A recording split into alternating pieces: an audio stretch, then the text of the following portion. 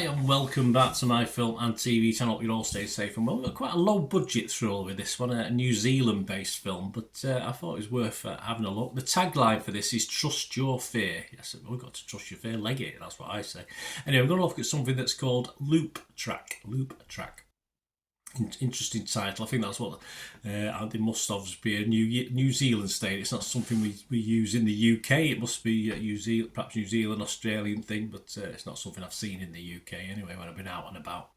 This review is being done on the 15th of July 2024, so all comments and scores are at that date. This say fairly new faces in this. Thomas Sainsbury is the lead in this, and he also writes and directs it. I think he makes the coffee as well, so he's in this. It also stars Noah Campbell, Tawanda Manumo as well. And before we do have a quick look at this film, just a quick shout out to the friends of the channel who sell rare movie posters and DVDs. Some of the posters, or all the posters, are from the 1990s to the 2000 films. So some great classic films, if you can go. I suppose they are classics now, 30 odd years ago. Some great actors, great gifts as well. These guys, if you want to buy them, and they're great for actually framing and stuff like that. And they've got almost 600 items on their website on eBay, and it's under Piat 6505. So they're friends of the channel. So put that in your advanced search engine on eBay, or simply follow and copy and paste the link below in the description. That'll take you straight to their shop and have a good browse around. You know, take your time to have a browse around.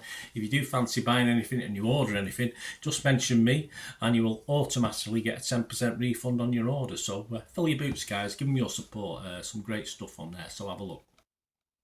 Right, let's get back to this film. What's it about? Well, Ian is a man on the verge of a nervous breakdown, but it's not quite as simple as that. He disappears from the world and takes a hike in the New Zealand wilderness. His efforts to avoid other hikers are futile, and he's drawn into their worlds, but he can never shake the feeling they're being stalked by someone or something sinister. As Ian's paranoia grows, the other hikers become wary of him. He's cagey about his past, he never sleeps, and his anxiety leads him to make concerning claims.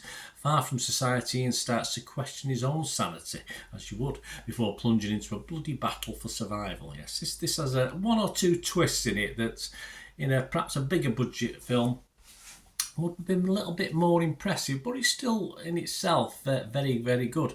In my thoughts on this, 75 minutes in, we actually see what a lot of the thing is all. The story starts to reveal itself. There are little clues beforehand, but I didn't pick up on them, so that's just obviously, as I said. But 75 minutes, it probably was just a little bit long to wait, because obviously part of that was a bit wordy. It didn't always work, but it does pique your interest. It does keep you watching. But the trouble is, when we get to that 75 minutes in, I just laughed. It's just, and it wasn't meant. I wasn't meant to have that. I mean, with a small budget, I can understand certain things. I don't want to give any spoilers away on this one, but I just found it a bit silly. That I did laugh a little bit, and it's a shame, because it's not a bad idea. It's a reasonable slow burn. It doesn't always come together. Small cast, of course, only 4 or 5 people in it, and something else. I like the twist, but the absurdity of the reveal sort of ruined it for me. And what we see, as I say, I think it may have been able to be done better, but I don't know. As low budget films go, it's an almost for me. It's an almost little cracker, a little nugget, but it isn't. I did care for the characters. I think I care for all of them. It's just the ending which was sort of rushed as well, for me anyway. Yes, and although I didn't mind that, because I thought it was a bit silly. It just reminded me of Sesame Street, the end, guys. So there you go.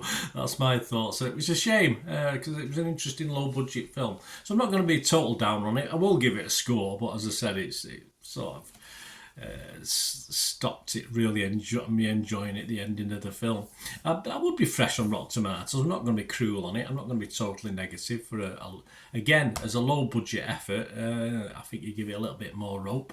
I'll be mixed on Metacritic. But I'm just going to give it my minimum score, and I can't heartily recommend it to anyone. And it's one of those films that I can't say just watch the first 20 minutes and carry on, because the first 20 minutes, it's the end that's the problem, not particularly the start. So I will give it a 5 out of 10, which is my minimum score. I think it's fair to give it a score. Other scores are very generous. Rotten Tomatoes, only 6 people have bothered to put a review, but they're all positive, 100% on Rotten Tomatoes, so that's good. Rotten Tomatoes audience, 3.7 out of 5, so they liked it. So as I said, they liked it a bit more than me. There's a lot of good reviews on this, although sometimes you think it might be from people involved in the film, but we'll have to say not. But Internet Movie Database is an interesting score. It's just under that 6 out of 10 I like to see. It's over 1,000 scores and reviews, and it's getting a 5.8. So as I said, it's not a total disaster. I was just a little bit let down by the ending, but anyway, have a watch, guys, if you fancy watching it. Let me know what you think. It'd be great to hear your views on this film. And please, you can get me on all my socials. I'm on X and TikTok at the same address. I put film and TV stuff on there. I put football stuff, as you know, or you may know. I do also, if you look through the channel, stuff on my football team, Manchester City, as well. So you can get me at Bernard_Deneen on X and TikTok. You can get me at Bernard on Facebook.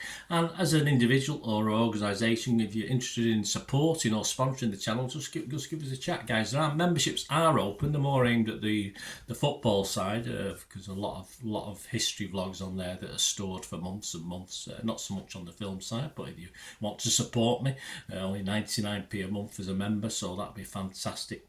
And there's certain little, I'll try and pick up a certain little quirks for film and TV watchers. Of course, there would be early access to anything I do, but there's not a big catalogue of that anyway.